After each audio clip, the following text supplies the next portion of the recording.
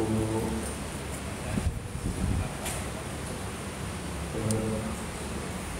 keluarga besar daripada Yayasan Muhammadiyah Ketua dan Kuat-Kuat Alhamdulillah Subhanahu wa ta'ala belajar sekalian, Alhamdulillah pada pagi hari ini Allah berikan kepada kita kesehatan dan juga limpah semangat insyaallah himmah aliyah, semangat luhur untuk kembali menuntut ilmu. Semoga semua menjadi amal ibadah kita dan menjadi hasanat yang memberatkan timbangan amal baik kita di sisi Allah Subhanahu wa ta'ala. Insyaallah kita akan sambung hikmah yang kedua. Kita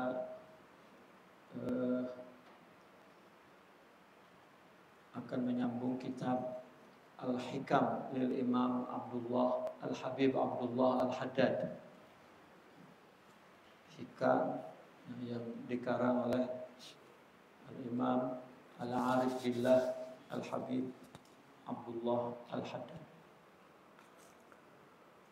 Bismillahirrahmanirrahim. Qala radhiyallahu anhu wa nafa'na bihi wa bi'ulumihi fi dharain amin ya rabbal alamin. Wa qala ma taraka minal kamali syai'an man aqama nafsahu min rabbih maqama abdihi min nafsihi. Ma taraka minal kamali syai'an man aqama nafsahu min rabbih maqama abdihi min nafsihi. Saya boleh tulis ya.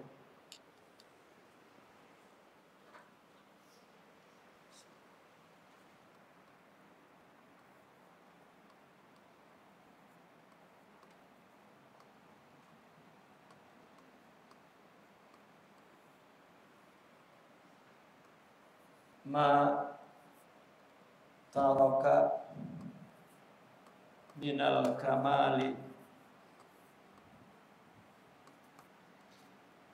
syai'an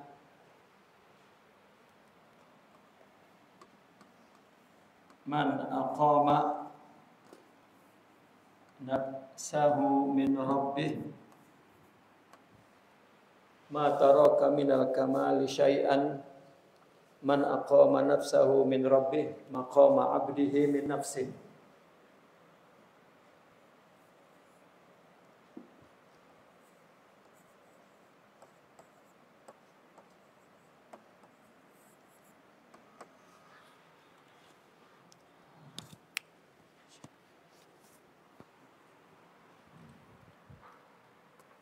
Ma taraka minal kamali syai'an. Ini satu uslub ya. Kalau kita artikan secara letter, tidaklah seseorang itu meninggalkan kesempurnaan sedikit pun.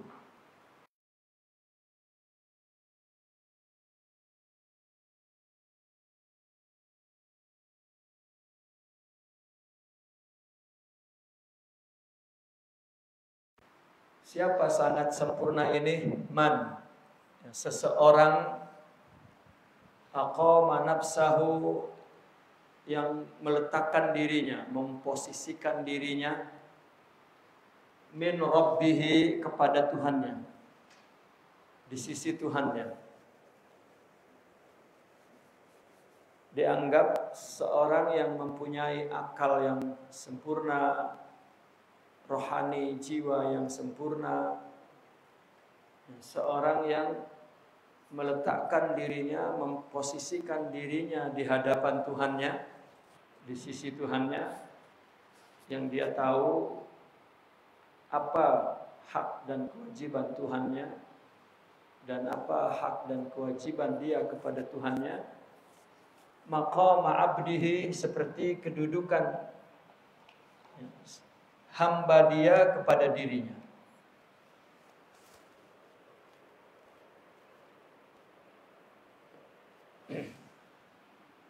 Ini Allah, kemudian di sini seseorang.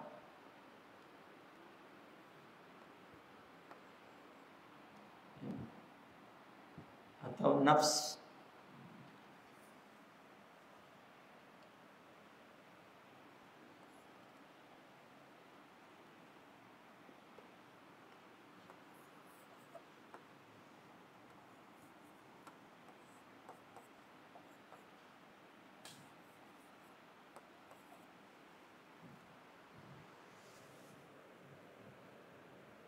Ketika seseorang telah melihat Allah seperti dia melihat kepada hamba dia, hamba sahaya dia, maka dia akan mengerti apa kewajiban yang diinginkan oleh Allah. Sebagaimana kalau dia menjadi tuan, dia mengerti apa kewajiban yang mesti dilakukan oleh hamba sahaya.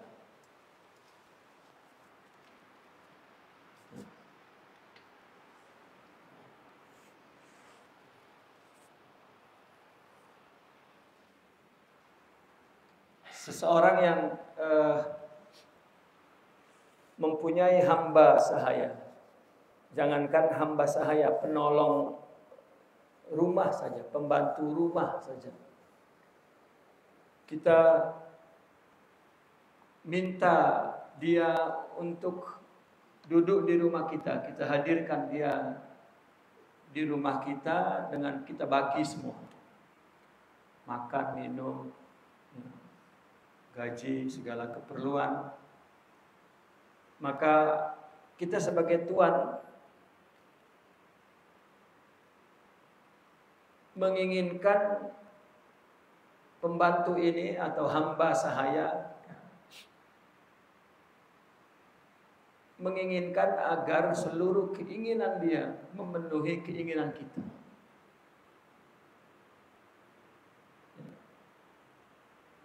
Karena hamba yang baik adalah hamba yang menginginkan apa yang diingini oleh tuannya. Dia tak ada keinginan untuk dirinya, semua keinginannya untuk memenuhi keinginan tuannya. Baru dia boleh menjadi seorang pembantu yang baik. Hatta dalam sebuah kepemimpinan, jika orang yang di bawah dia hanya berpikir untuk melaksanakan apa yang diingini oleh tuannya, mesti sebuah kepemimpinan itu akan berhasil. Tapi kalau semua berkukuh dengan keinginannya sendiri-sendiri, sementara ada pimpinan, nah ini akan rusak, akan tidak berjalan dengan baik. Kita bekerja di sebuah perusahaan misalnya, maka ada pimpinan yang telah menubuhkan, mengasaskan syarikat itu. Dia tahu nak dibawa kemana syarikat ini. Maka orang yang diminta untuk menjadi penolong dia, bawahan dia, untuk melaksanakan seluruh keinginan orang di bawah ini, seluruh keinginan dia,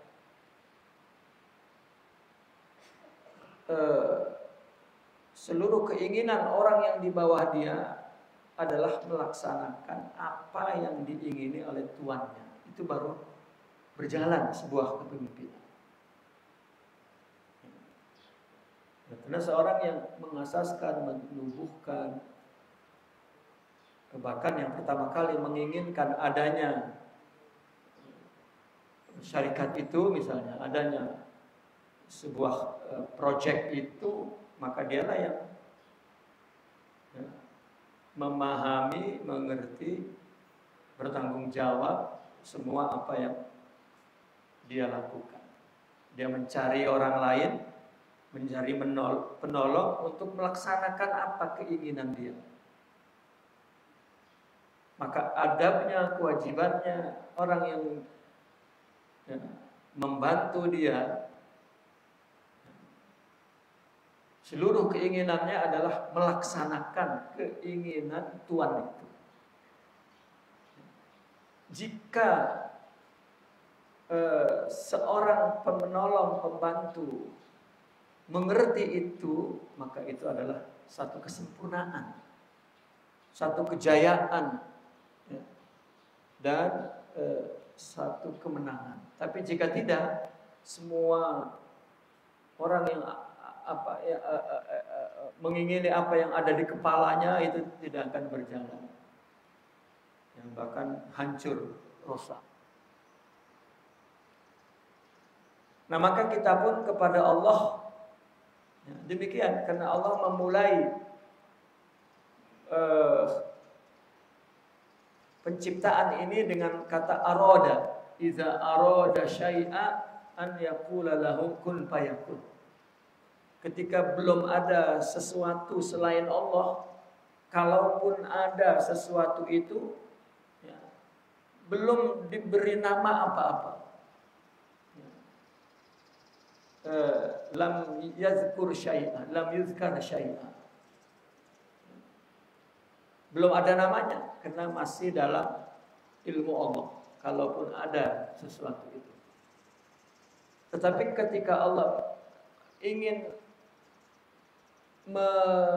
melahirkan sesuatu itu dari ilmunya, menciptakan, itu bermula dari iradah. Man arada iza arada syai'a an yaqula lahu kun fayakun. Ketika Allah menginginkan akan adanya sesuatu, sesuatu itu sendiri maknanya adalah kehendak.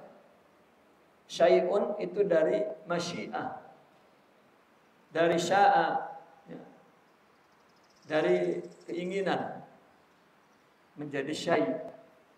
Seolah-olah ketika Allah mengingini kehendaknya, maka Allah katakan kun fayakun, maka Allah ciptakan. Jadi hamba ini sebuah keinginan Allah, ya, maka ketika dan Allah menciptakan hamba ini, manusia terutama, wa ma khalaqtul jinna wal insa illa liya'budun, untuk memiliki sifat kehambaan, sifat yang mengetahui apa yang Allah inginkan. Makanya seorang sufi membuat hikmah juga. Dia mengatakan, jika apa yang kita kehendaki, yang kita ingini tidak tercapai, sebenarnya Allah menghendaki agar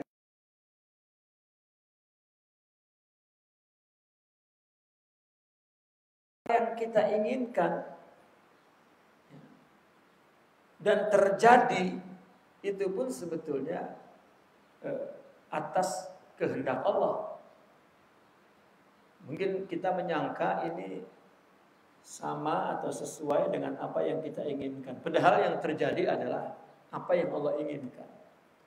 Maka terkadang Allah tidak menciptakan apa yang kita inginkan agar kita tahu bahwa semuanya keinginan Allah.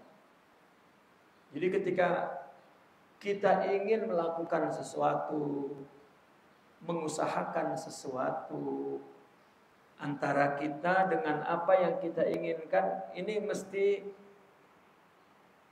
kita sadari bahwa di antara apa yang kita inginkan dan benda yang kita inginkan ada keinginan Allah yang tidak boleh kita lepasi. Berhasil atau tidak berhasil bukan keinginan kita, tetapi keinginan Allah.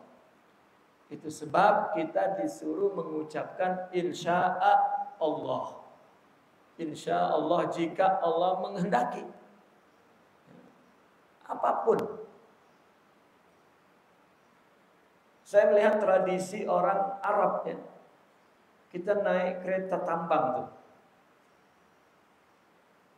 Naik kereta Baska atau apa. Kita minta berhenti di depan itu udah jadi bahasa mereka, itu mengucapkan insya Allah. Turunkan saya di depan insya Allah, itu udah jadi. Meskipun mungkin iktikadnya tak ada ya, tapi tradisi bahasa sudah ada. Kita minta berhenti di depan, lau samahtu ya, ala jambika insyaallah katanya. Kita mengikuti, kita orang asing datang, kita selalu dengar mereka mengatakan begitu. Turunkan kami di depan insyaallah. Driver itu akan jawab insyaallah. Kenapa? Mesti insyaallah memang kita nak turun di depan pun. Kalau Allah kehendaki melanggar, tak sampailah ke depan. Karena antara kita apa yang kita inginkan, kita mesti menyadari bahwa yang melaksanakan kepada apa yang kita inginkan adalah masyiatillah, kehendak Allah. Maka kita selalu mengatakan insya Allah. Terkadang di kita nih, kita sudah cakap insya Allah, kamu tak buat ya, jadi cakap insya Allah gitu. Ya. Kita mesti dengar, ya pasti akan saya buat. Padahal tak boleh. Ya. Dan masalahnya mungkin karena kita kalau ya, berencana untuk tidak buat, kita berselindung di belakang insya Allah itu mungkin ya. Jadi orang pun yang mendengar, ini sudah tak nak buat lah nih, karena dia cakap insya Allah pula kan. Padahal insya Allah itu lebih pasti daripada kita tidak sebut atau kita sebut pasti. Ya, insya Allah kamu datang, jangan khawatir, pasti saya datang. Itu lebih pasti kalau kita mengucapkan insya Allah. Kenapa? Karena yang terjadi nanti adalah kehendak Allah. Nah, jika kita mengerti semuanya kehendak Allah dan syai' itu adalah kehendak Allah. Ya. Kita ini syai'. Kita disebut alam, al-kaun. Ini sebelum al-kaun itu syai'. Maka ulama filsafat menyebut selain Allah itu syai'. Karena syai' ini kehendak maknanya. Ya, kemudian sudah kita artikan sesuatu. Ya. Bahasa Arabnya sesuatu itu berasal dari Al-Quran. Allah berfirman, "Idza arada syai'an." Ini. Ketika Allah mengingini sesuatu, maka akhirnya kun. Ya, kun fayakun. Ini kun fi'il amr. Fayakun fi'il mudhari'. Fi'il madinya kana, masdarnya kaun. Jadi al-kaun ini adalah syai'. Dan kita bagian daripada al-kaun, alam semesta. Jadi kalau wujud kita pun kehendak Allah, ya.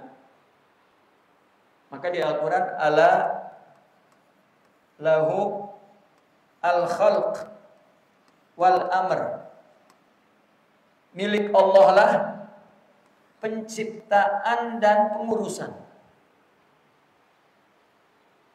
Ya. Nah, dua-duanya kehendak Allah. Ya. Dua-duanya kehendak Allah. Kita diciptakan oleh Allah untuk menjadi hamba. Nah, maka untuk memahami kedudukan kita di sisi Allah, maka dibuat satu ilustrasi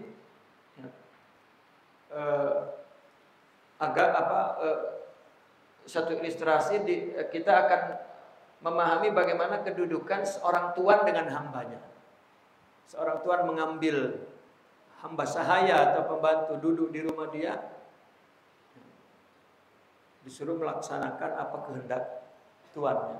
Kehendak dia pun hanya untuk melaksanakan kehendak Tuhan. Tak boleh ada kehendak lain. Misalnya seorang pembantu disuruh membeli barang di luar. Adabnya itu tak boleh. Nah, ini saya disuruh tuan saya ke Kuala Lumpur untuk beli sesuatu. Tak boleh kita sambil-sambil. Sama, sambil-sambil. Sambil-sambil memenuhi keinginan kita. Nah, ini kesempatan Kuala Lumpur. Nah, di sana ada kekasih saya. Nah, ini kesempatan. Ini kan ada keinginan kita yang kita masukkan ke dalam keinginan Tuhan. Itu sebetulnya adabnya tak boleh. Ya. Kalaupun terpaksa kita tunaikan dulu kehendak Tuhan itu, kalau ada waktu masih boleh. Kalau tak, itu pun sebetulnya sama sekali tak boleh. Ya. Ada kisah Al-Imam Syazili, dia pergi haji. Sampai ketika dia nak balik, maka dia ziarah ke makam Rasulullah sallallahu alaihi wasallam. Setelah ke makam Rasulullah, ya, dia sholat, berzikir di depan makam Rasulullah. Kemudian dia tertidur.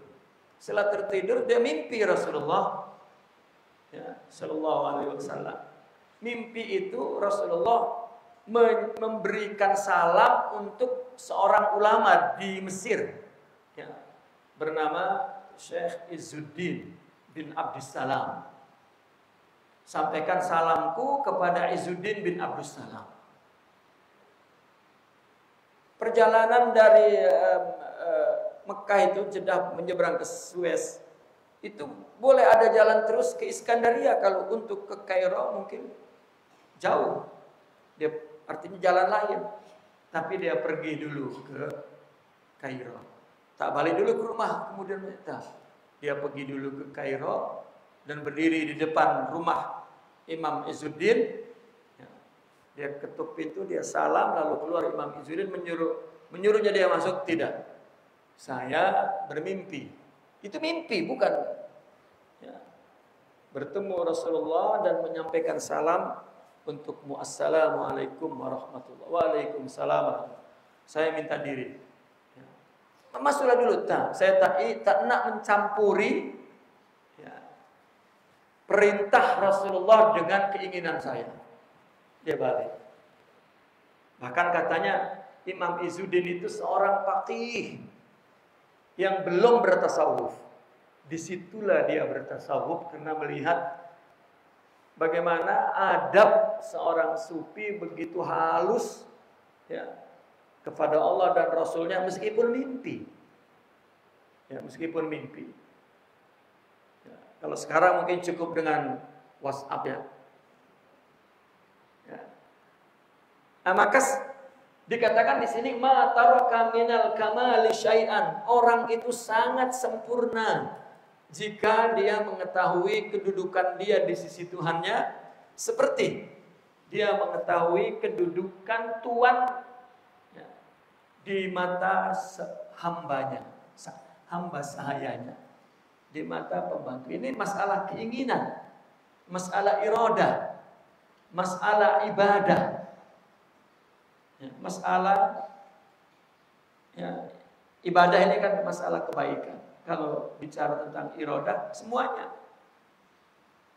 kita nak apa? Karena banyak yang kita terima dari Allah, yang kita boleh buat dari Allah, bukan apa yang kita inginkan. Banyak keinginan kita tak boleh buat, ya.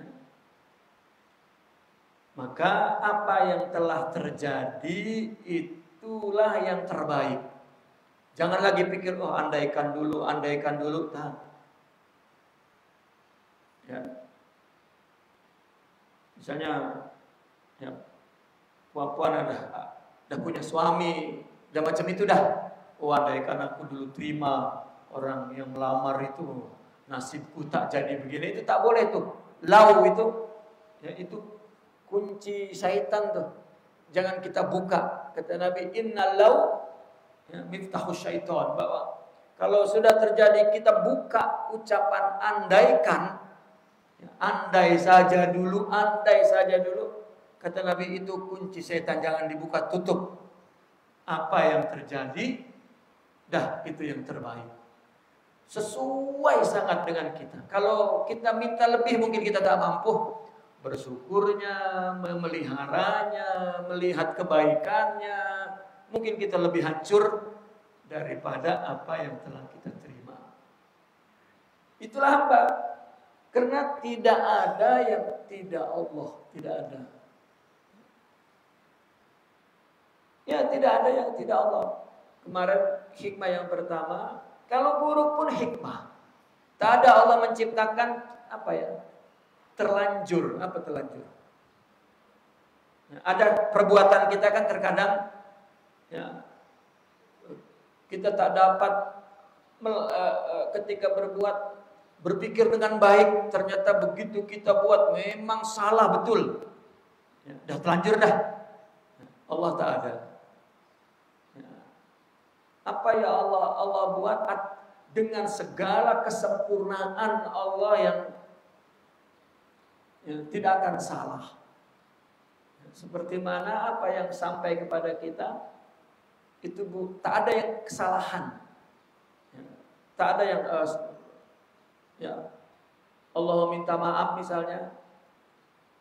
Sebetulnya saya nak bagi orang lain tapi ya, tak ada seperti itu. Nah, maka kesempurnaan jiwa ini kan kamal kesempurnaan di sini adalah ya al-kamalur ruhani, kesempurnaan rohaninya, adabnya, akhlaknya. Ya, karena kedekatan kepada Allah itu adalah kedekatan rohani. Ma taraka minal kamali syai'an. Ya, perintah Allah, larangan Allah ya, dilaksanakan sebagai hamba. Maqama abdihi min nafsi, sebagai hamba. Ya. Sebagai hamba ini di mana dia melaksanakan bukan karena dia nak sesuatu yang lain, tak. Ya. Nah, maka bila seseorang itu meraih kehambaan, kita kan diciptakan oleh Allah untuk menjadi seorang hamba, yaitu menyembah, ya, memenuhi segala keinginan Allah. Ya. Bila kehambaan itu ada dalam rohani kita,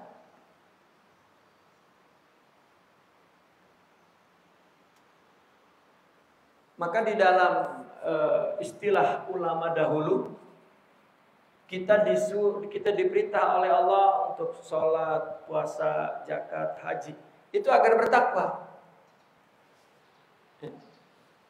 Agar bertakwa.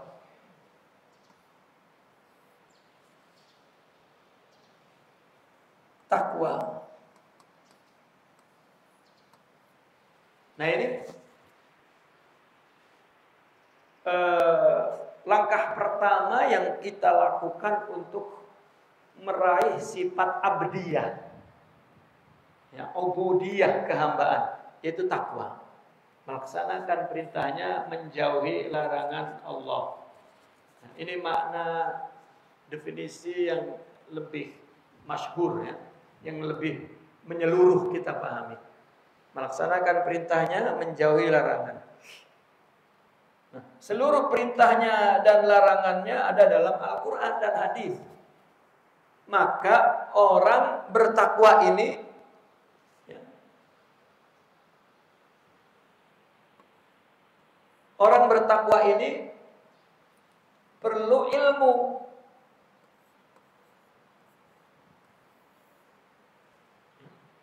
Orang bertakwa ini perlu ilmu. Seluruh perintah larangan yang kita sebut ibadah kepada Allah, itu Allah yang bagi. Maka kita pun mohon kepada Allah agar Allah bagi ilmu untuk melaksanakan takwa. Tak ada yang kita perlukan melainkan ilmu.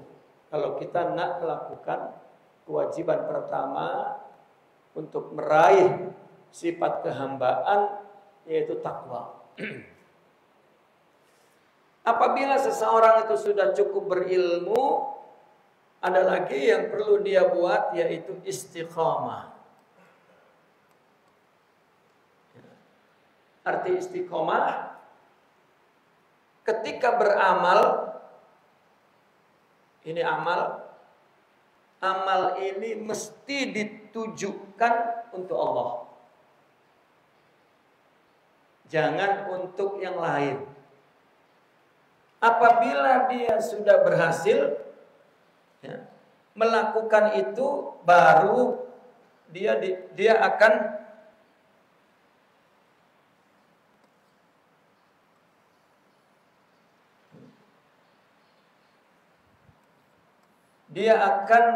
meraih tahqiq al-ubudiyah. Dia akan meraih sifat kehambaan.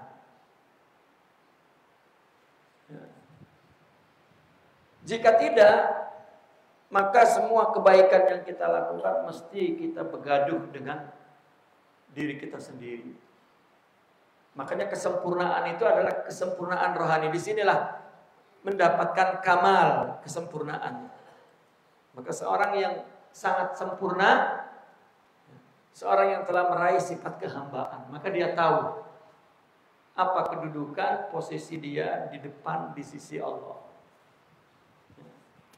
Tidak, karena kita masih memenuhi keinginan nafsu. Seolah-olah Allah menegakkan, mendirikan, menumbuhkan diri ini, nafsu ini sebagai lawan daripada kehendak Allah. Karena Allah berikan kehendak di tubuh ini, itu nafsu. Kemudian Allah perintah untuk melakukan kehendak Allah. Nah, kita perlu mempunyai sifat hamba. Sedangkan ulama mengatakan sifat hamba itu tumbuh kalau rohaninya sempurna. Dan rohani yang sempurna itu Allah yang memberikan.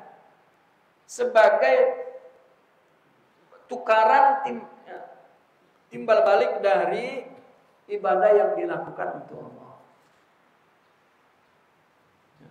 Maka ketika istiqomah ini kan kita meminta iyyaka na'budu wa iyyaka nasta'in. Kepadamu kami menyembah dan kepadamu juga kami minta tolong agar kami dapat menyembah. Setelah itu baru ihdinas siratal mustaqim. Tunjukkanlah ke jalan yang lurus, mustaqim, istiqomah. Jalan lurus itu apa? Siratal ladzina an'amta 'alaihim. Jalan orang. Ya. Jalan lurus itu jalan orang-orang yang telah engkau berikan nikmat, yaitu yang telah meraih sifat kehambaan. Minan nabiyyina wasiddiqina wasyuhada wassalihin. Siapa orang yang telah memberi nikmat? Allah sebutkan para nabi. Tak ada yang nabi dia kehendak sendiri. Tak ada pilihan raya nabi misalnya, tak ada. Atau dia biayai untuk jadi nabi dengan uang. Tak ada. Atau dia melakukan kebaikan agar jadi nabi pun tak ada. Sehingga Nabi mengatakan sayyabatni Hud wa akhawatuha, kata Nabi. Telah membuat rambutku beruban, artinya cepat sangat tua karena aku memikirkan bagaimana melaksanakan perintah Allah, fastaqim kama umir.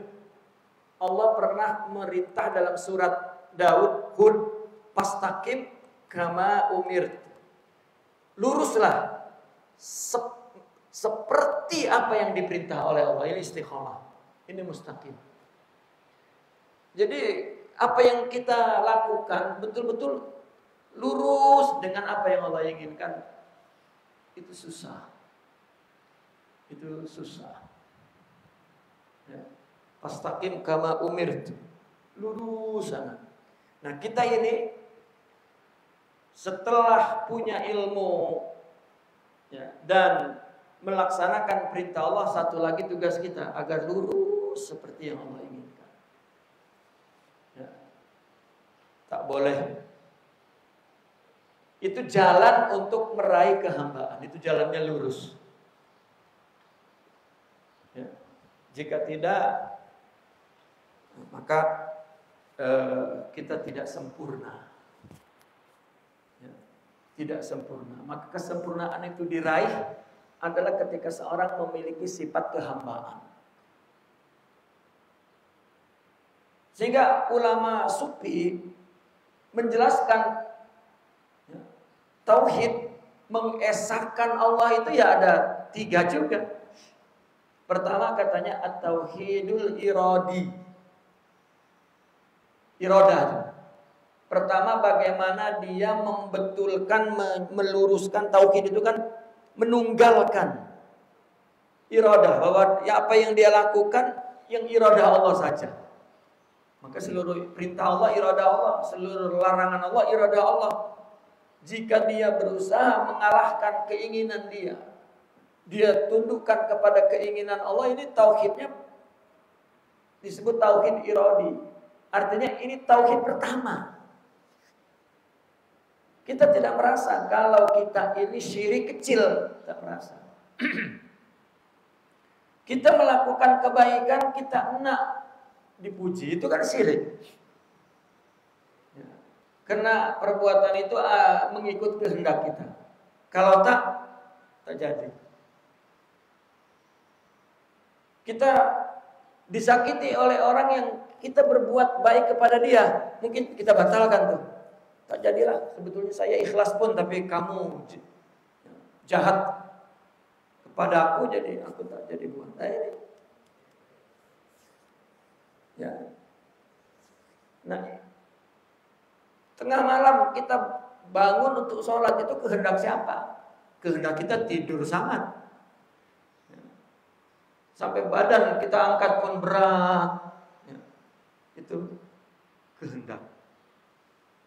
Kehendak kita namanya nafsu, meskipun kita sebut kehendak. Sumbernya dari situ. Apabila kita sudah melaksanakan semua yang dikehendaki Allah, ya, yang kedua tauhid asyuhudi katanya. Mesti kita menyaksikan Allah. Dan ini orang yang sudah meraih kehambaan ini, kita puasa di mana-mana kita berada, kita puasa. Tapi semua orang yang berada di tempat yang berbeda, semuanya menyaksikan bahwa dia puasa untuk Allah, itu syuhud. Kita salat di sini, yang orang-orang lain salat di tempat lain, tapi semuanya batinnya, jiwanya sama. Penyaksian kepada Allah itu sama, bahwa dia ibadah untuk Allah, itu tauhid syuhud. Tidak cukup kita buat saja, maka syuhud kita pun mesti kepada Allah saja, syuhudul ilah. Kita tauhidkan, kita satukan syuhud ilah. Sehingga ketika kita memberi, maka itu memberi kepada Allah. Menolong orang, membantu. Seperti yang di dalam hadis kursi, aku sakit, aku tak makan, kenapa kau tak bagi makan, kenapa kau tak. Hamba bertanya, engkau makan ke ya Allah, engkau perlu pakaian. Bukan, jiranmu lapar, Jika engkau bagi makan dia, engkau akan jumpa aku di situ. Itu syuhud. Jangan kita lihat, kita saksikan makhluknya, tetapi Allah. Itu lagi tinggi tauhid. Nah, yang terakhir katanya tauhid wujudi. Ada orang menyakiti kita pun Allah yang menyakiti itu. Ya, dan tidak ada. Maka ada diskusi. Allah berfirman, andai saja seorang hamba disingkapkan, bagaimana Allah menangani hamba ketika Allah memberi musibah? Dia akan malu mengadu. Karena Allah menanganinya dengan penuh kasih sayang dan lembut. Kita sakit diberi pahala, kita sakit diampunkan dosa, kita susah ditinggikan derajatnya. Dan ada balasan lain di akhirat. Di dunia pun nanti ada. Ketika mendapat kebaikan lebih terasa karena tadinya susah. Dan ada pengalaman yang menjadi pelajaran kita, lebih hati-hati, ilmu kita lebih matang, jiwa dan banyak sangat yang Allah beri ketika Allah tidak memberi. Ya. Nah ini perlu kepada tauhid wujudi. Namun dalam hikmah ini sangat ringkas. Orang yang memiliki jiwa sempurna adalah orang yang memiliki sifat kehambaan. Itu saja sebetulnya. Ya. Adapun praktikalnya seperti itu. Hikmah yang kedua. Wa qala an-naimu yuqadh wal ghafilu yuzakkar. An-naimu yuqadh. Orang yang tidur boleh dikejutkan. Orang yang tidur boleh dikejutkan. Wal ghafil, orang yang lalai, yuzakkar, boleh diingatkan. Orang yang lupa boleh diingatkan. Wa man lam yujdi fihi tazkiru wat tanbihu fa huwa mayyit. Seorang yang tidak bermanfaat peringatan, ya, dan juga teguran, maka dia mayit. Tidur masih boleh dikejutkan. Ya. Orang lalai masih boleh diingatkan. Kalau mayit, innama tanfa'ul mau'izatu man aqbala 'alaiha biqalbi. Mau'izah itu hanya bermanfaat, ya, kepada orang yang dia menghadapkan hatinya ke mau'izah itu. Wa ma yatazakkaru illa man yunib. Hanyalah orang yang hatinya kembali kepada Allah yang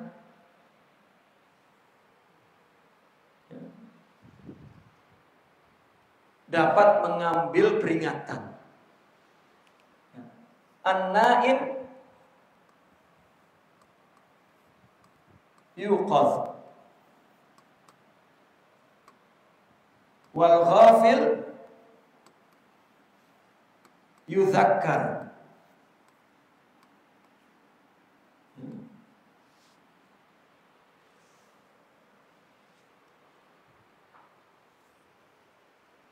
Wa man lam yujdi, wa man lam yujdi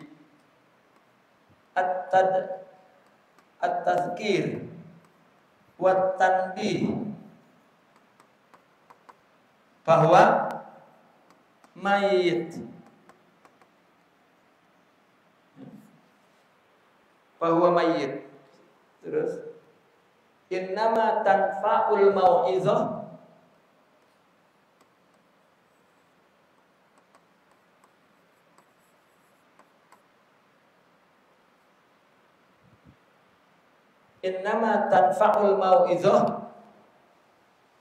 man aqbala 'alaihi biqalbi.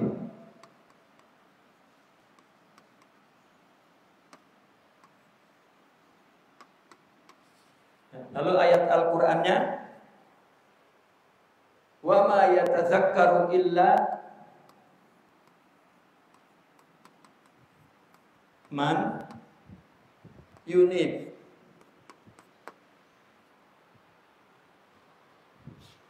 Orang yang tidur yunib.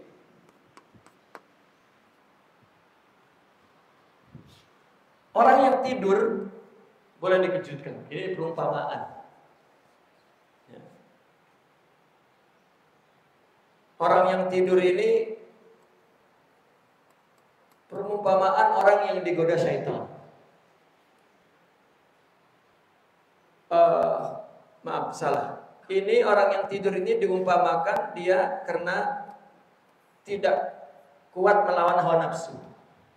Dan orang yang lalai inilah yang digoda syaitan. Orang yang digoda syaitan itu lalai. Ya, maka manusia ketika zikir, lidahnya saja dia selalu menyebut nama-nama Allah, syaitan itu tidak berani melalaikan kita. Yang paling kurang kita tersugesti dengan ucapan kita. Illallah, la ilaha illallah, subhanallah. Ya, dapat yatrudu syaitan, mengusir syaitan untuk tidak lalai. Ini boleh, tetapi peringatan ini, kemudian kejutan ini, lam yujdi, tidak bermanfaat kalau hatinya mati.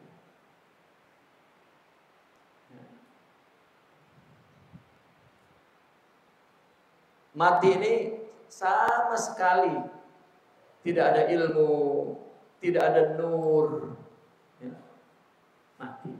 Karena orang tidak ada ilmu itu diumpamakan orang yang mati. Dan Nabi mengumpamakan di rumah yang di dalamnya tidak dibacakan nama-nama Allah, Al-Quran, itu kuburan. Itu orang mati di dalamnya. Nah, orang yang sama sekali tidak ada ilmu, tidak ada nur, ya, maka tidak berguna nasihat apapun. Ya.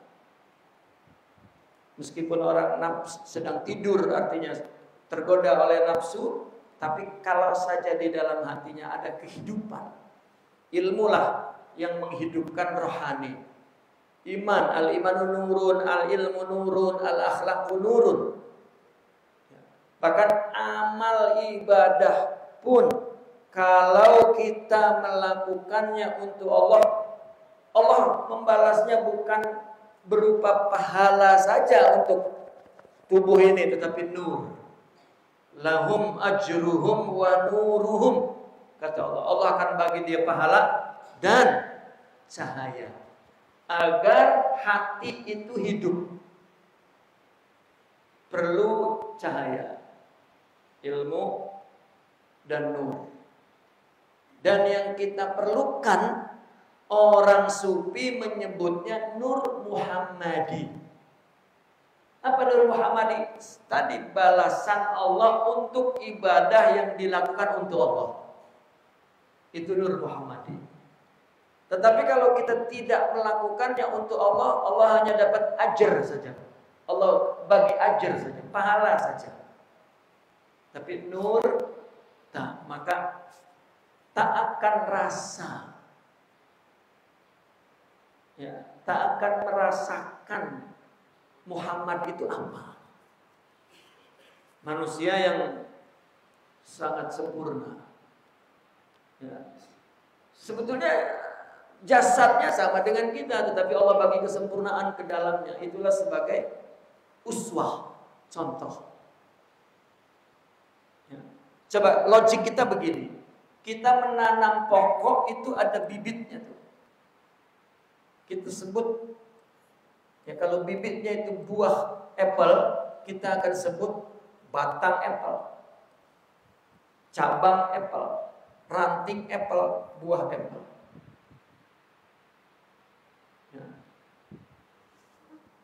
Nabi Muhammad pun punya pokok ini, gitu, yang menjadi contoh bahwa Syariat kita mesti ngikut Nabi. Ruku sujud mesti Muhammadi.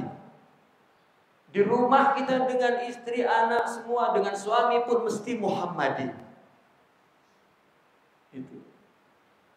Nah, kalau ya, batangnya ini batang kita, tapi tetap bibitnya mesti bibit Muhammad agar semua tumbuhnya ikut Muhammad Sallallahu Alaihi Wasallam. Ya. Itu nur namanya. Ini Allah bagi apabila kita melakukannya untuk Allah. Jika tidak, tak. Kita bahkan masih merasa tuan tadi itu. Bukan Allah tuannya. Kalau tak ada saya, kamu kalau tak menikah dengan saya, entah jadi apa kamu ini. Ya, sudah jadi Tuhan, jadi arbab, jadi Tuhan-Tuhan selain Allah. Nah, maka kita perlu menghidupkan hati. Kenapa? Karena mau'izah, ya, nasihat ini hanya bermanfaat kepada hati yang menghadap. Hati yang menghadap itu hati yang hidup. Seperti orang yang orang kita cakap kepada mayit, tak akan mayit itu menghadapkan telinganya, pikirannya, perhatiannya kepada kita, tidak. Kalau tidur saja, ya mungkin tidurnya diumpamakan, kita tahu itu buruk, tapi nafsu kuat sangat, dan kita buat. Setelah itu baru kita menyesal. Ya Allah. Nah itu kan kita sudah jaga ya, sudah yaqzah, sudah yuqaz, sudah jaga ya Allah.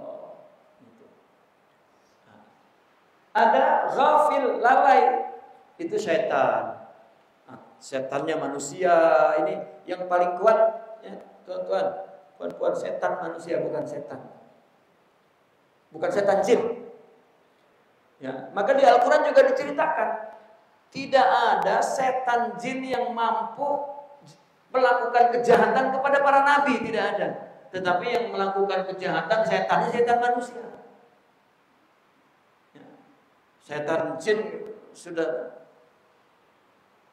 bahkan di dalam cerita itu kepada sahabat 4 saja setan tak berani menggoda. Ya. Ada satu ilustrasi yang diceritakan oleh Al-Imam Ibn Arabi, ya, bahwa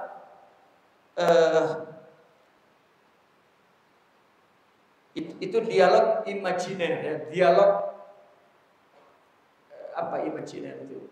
Khayalan, dialog khayalan. Seolah-olah Nabi bertanya kepada iblis, "Iblis, apa pendapat kamu tentang Abu Bakar?" Oh, Abu Bakar.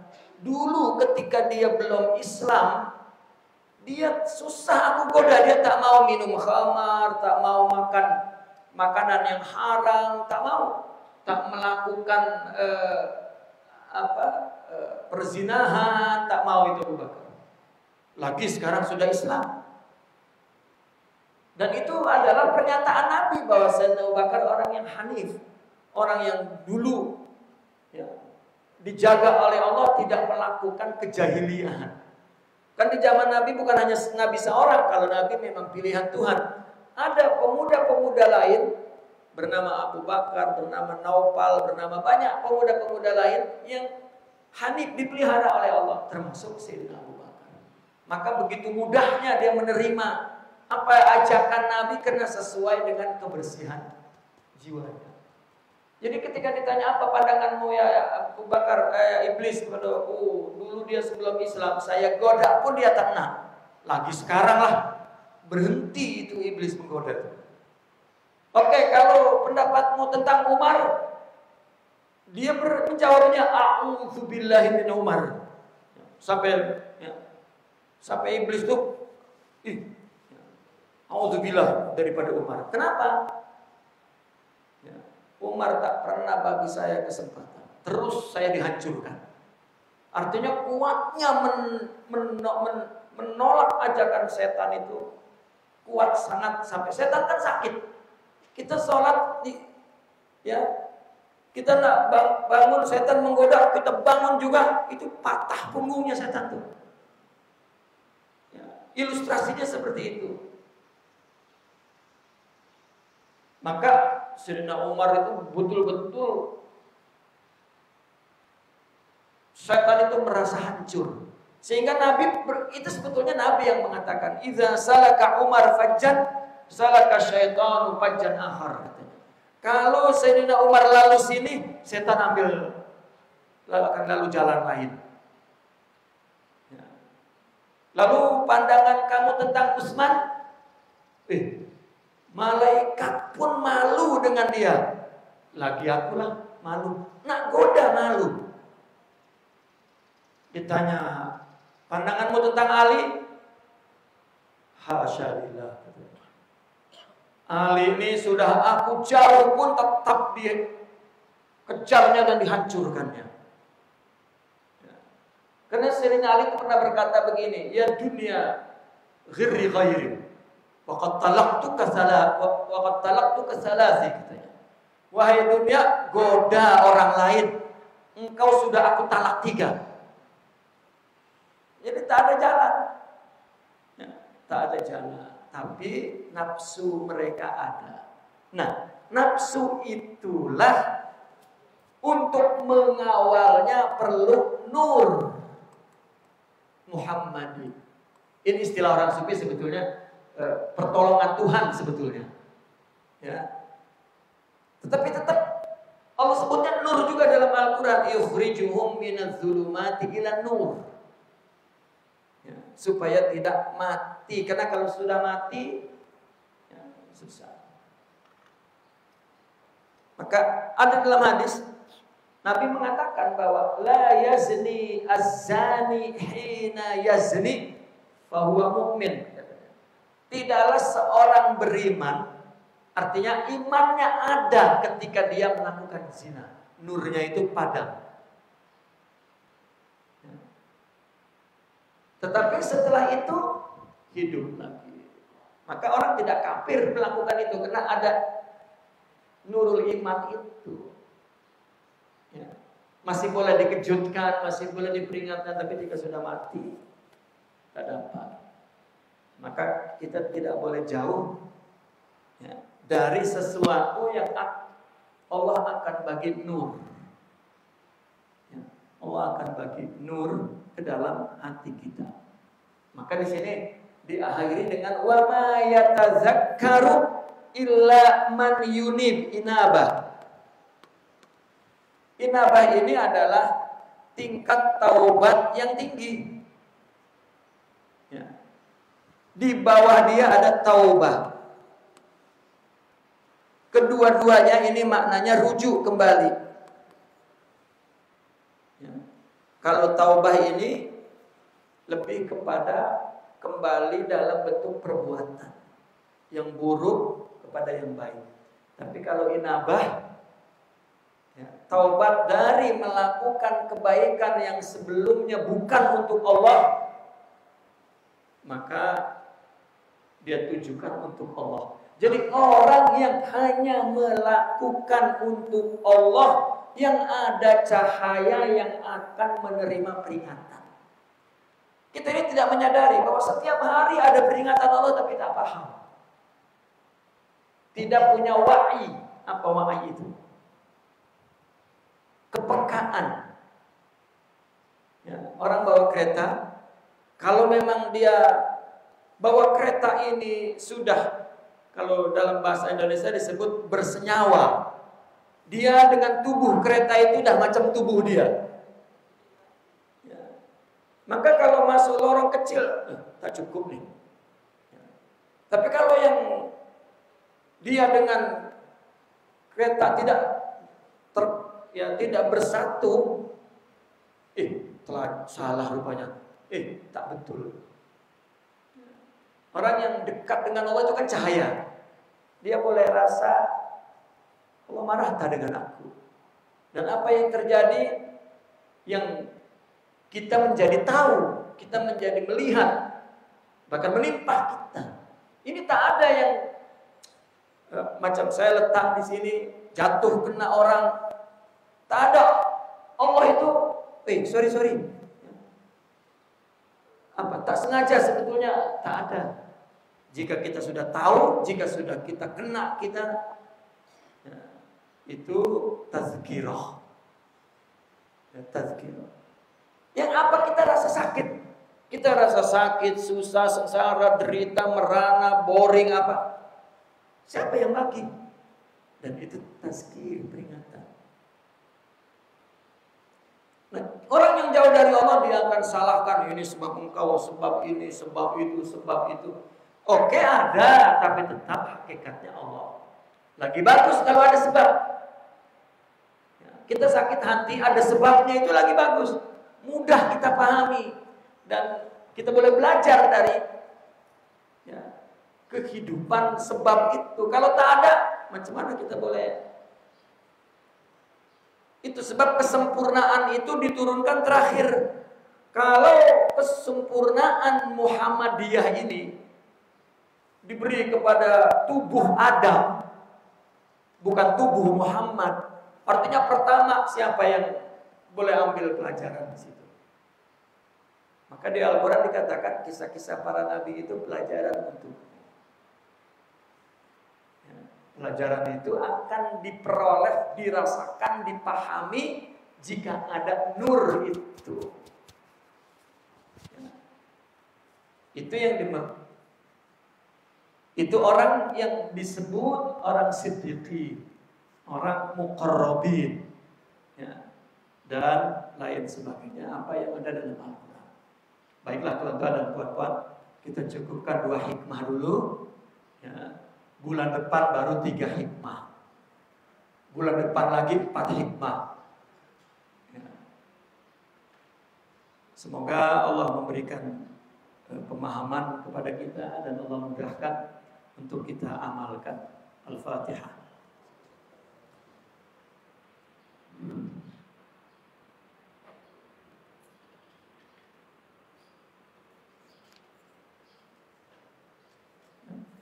Kalau nak ada soalan, silakan. Kalau tak nak, saya tutup dengan doa. Nak ada soalan tak?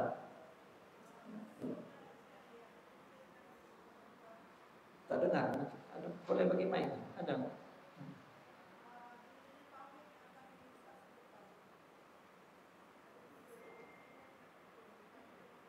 Sekejap. Tak dengar tu.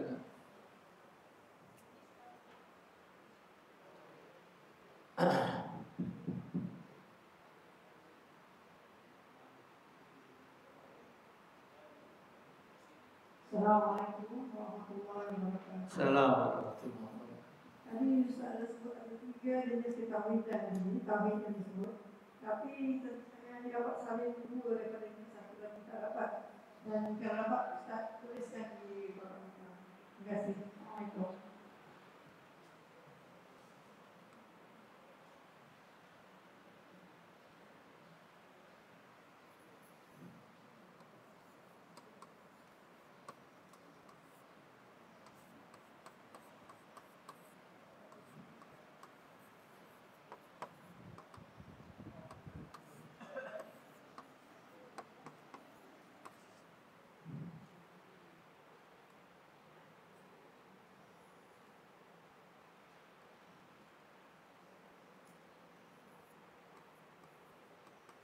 Pertama, tauhid al-iradi. Kedua, tauhid syuhudi. Ketiga, tauhid wujudi.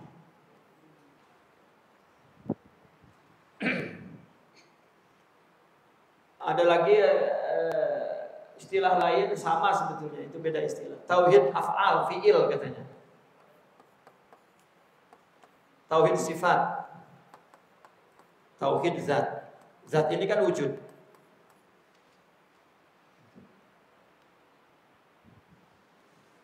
Tauhid itu pandangan bahwa segala sesuatu dari Allah, tunggal. Dan ketika kita melakukan sesuatu yang Allah beri itu pun mesti untuk Allah, itu tauhid. Bahkan satu lagi, Ini sempurna kalau dia melakukannya dengan pertolongan Allah. Bukan dengan nafsu, tetapi dengan nur tadi. Itu disebut dengan Allah. Dengan sabar, dengan syukur, dengan ridho, dengan ikhlas, dengan sidik. Itulah yang dimaksud oleh mereka para ulama melakukan sesuatu dengan Allah itu bukan. Ya, artinya dengan rohani, bukan dengan jasad. Nah itu tauhid. Nah, iradah ini sifatnya perbuatan. Semua perbuatan kita ikut sama apa yang dikatakan dalam Al-Quran dan hadis. Ya. Dan kita pun tidak berbuat seperti yang dikatakan dalam Al-Quran dan hadis. Yang kedua baru sifat kita, bahwa apa yang kita lakukan ya, itu hanya satu penyaksiannya tauhid. Kan ini tauhid, satu penyaksiannya Allah. Itu. Ini namanya syuhud. Itu sebab orang ketika sholat dimanapun ya, menghadap ke kiblat itu satu tuh. Maka syuhudnya itu satu. Dan kiblat ini ya Allah. Maka orang Sufi menyebutnya Ka'batul Zat katanya. Sebetulnya Ka'bah itu zat Allah, itu untuk Allah. Ini kan persaksian kan satu tak nampak, hanya syuhud. Semua di bulan Ramadan puasa. Itu kan satu. Kalau wujud, nah baru kita berinteraksi dengan makhluk. Itu pun wujud yang ada Allah. Tadi yang kita ceritakan, kalau terjadi sesuatu ada sebabnya lagi sekarang. Ada orang pukul kita, ada orang yang pukul kita. Tangan. Kan ada sebab kita sakit tangan. Kalau tak ada sebab tiba-tiba sakit, mana yang kita pilih? Allah sakiti tanpa sebab, ya tahu-tahu pak begitu. Atau ada sebab. Jiran kita pukul, mana kita senang? Nah, senang ada sebabnya lah. Nah, sebab ini tidak boleh kita marah. Oh, terima kasih. Engkau menjadi sebab secara zahirnya keburukan, secara batinnya ya Allah nak beri banyak dari sekedar sakit. Sabar, pahala sabar. Ya. Kesedaran pikiran kita bahwa oh aku salah lah, maka aku kena pukul banyak. Maka orang Sufi itu mengatakan al-man'u ainul ata katanya. Allah tak bagi, sebetulnya itulah Allah nak bagi banyak. Ya. Al-man'u kan Allah tak bagi. Ainul ata itulah intinya pemberian. Kita kan enaknya beri saja. Padahal kalau beri banyak yang Allah cabut, banyak yang Allah kurang. Ya. Ini tauhid wujudi sudah bicaranya. Tauhid wujudi ini untuk orang yang telah berhasil mencapai tauhid syuhudi sempurna. Ya Allah a'lam. Nah, ada lagi tuh.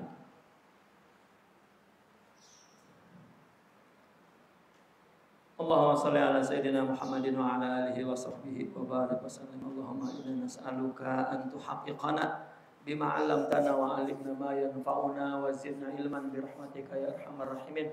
Allahumma inna nas'aluka ilman nafi'an wa nuran sati'an wa qalban khashi'a wa badanan sabira wa shifaan min kulli da' akhrijna min dhulumatil waham wa akrina bi nuril ilm iftah alaina futuhal arifin hikmatika wa ansur alaina rahmataka wa dzakirna ma nusina ikfir lana dhunubana wa israfana wa kullu dhalika min jahlina ikfir lana dhunubana wa israfana wa kullu dhalika min indana Rabbana ighfir lana wa liwalidina warhamhum kama rabbawna shighara. Rabbana la tu'akhidna in nasina aw akhtana. Rabbana la tahmil 'alaina isran kama hamalta 'ala alladziina min qablina. Rabbana wa la tuhammilna ma la taqata lana bih wa'fu 'anna waghfir lana warhamna anta maulana fansurna 'alal qawm.